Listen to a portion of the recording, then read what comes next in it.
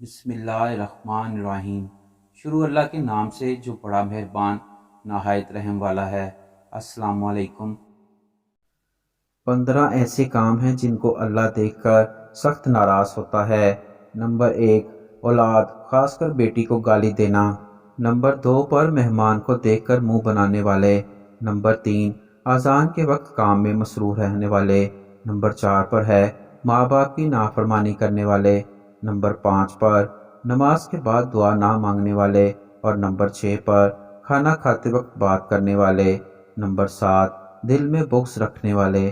Number 8، مسجد میں فضول باتیں کرنے والے۔